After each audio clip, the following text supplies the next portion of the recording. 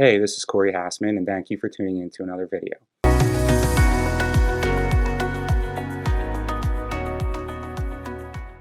Today, I would like to talk about being realistic with certain aspects of the home buying process, specifically for first-time home buyers, that I think is really important to know and understand before you even go about searching for a home for the first time. Now, a lot of things that I see along the way in terms of checkpoints, I like to call them, like the inspection and the buyer's reply to inspection, as well as getting a closing disclosure before settlement that tells you to the exact cent everything that you need to bring to the table, comes as a surprise a lot of the time to new first-time home buyers. I think it's really important to go through some of the nuts and bolts of the 3 bullet point things that you may need to know for each of those checkpoints, as I call them, before you even go about going for a showing or touring an open house.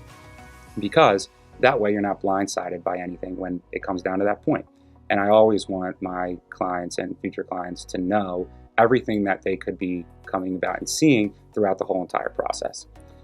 A perfect example is when an inspector goes out within a certain allotted time that's put in on the contract to go and inspect the home. After that time, you have a certain amount of period in which you are allowed to have the buyer's reply to inspection. Now, what happens a lot is I'll have a client for the first time say, well, why don't we just send them everything that's on the list that they said needs to be repaired, and let's just see what they say. Well,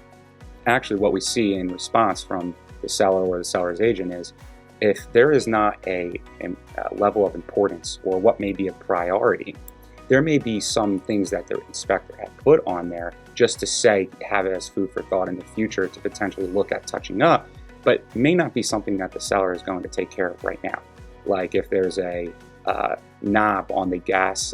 or the stove that's not turning all the way, you may not want to have the seller look into doing that because it may take them away from then going and wanting to repair themselves a lot of the other things that may be more important. So we want to be able to create a list of what is the level of importance that you would like them to take care of before they get to those other things. Because a lot of the time, just like the negotiation process, when you're sending in an offer, it's the negotiation process of being able to come to the terms of what we're going to have repaired during that time for the buyer's response to inspection. So when you get to having the inspection back, I like to go forward and look at everything that might be a structural or safety issue to make sure absolutely those are the first things that are on top of the list. Because I would never have someone coming and moving into a home, especially if they have never gone through that process before, when there may be something that is actually pertinent to have taken care of and could be a safety issue. For instance, if there's a motion detector in front of the garage that isn't working properly, and you have kids that are running around and are constantly moving in front of the garage or underneath it, underneath the door, there could be a time where the motion detector is not working properly and just closes, even when it's supposed to make sure that if it sees someone that's at that level, go back up. If there's a tree in the backyard that's super high, and from a cosmetic standpoint, you don't really like it being there. Well, if the seller had maintained it properly and it's not causing any harm or damage or impact to any of the surrounding homes or even to that home, well, even if you want that tree to be taken down, that may not be important right now for the seller to use their money that's allotted for the repairs to have that taken care of right now. You may say a few years down the line, you know what, let me go about taking care of this, because it is a big job for something like that. But it may not be something that is impacting whether or not the home is stable or is safe.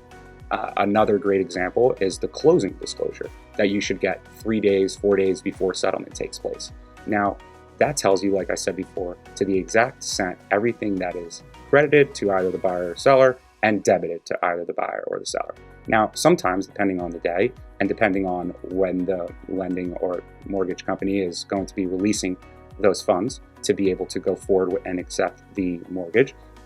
it might be a little bit different than what you expected. It could be a little bit less and it could be a little bit more. So I always tell my clients to bring a blank check if there's something else that they need to have written out, or they need a small type of expense to be written out as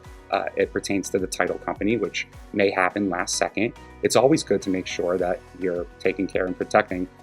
what you could be given as funds at the table.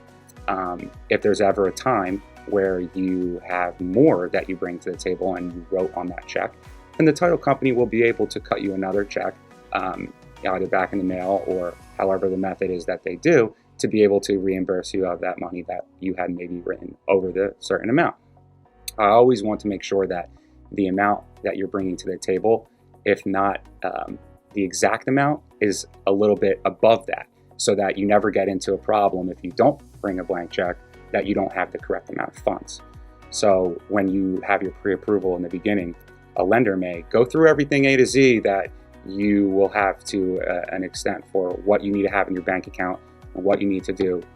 come the time of settlement. That could change a few months down the line if it's 4 or 5 days before settlement, because like I noted, if an interest rate for certain purposes is not locked in, well, that could end up changing what it is monthly for whatever purposes, or the amount that you're putting down in percentage, the overall amount that you're putting down for the property.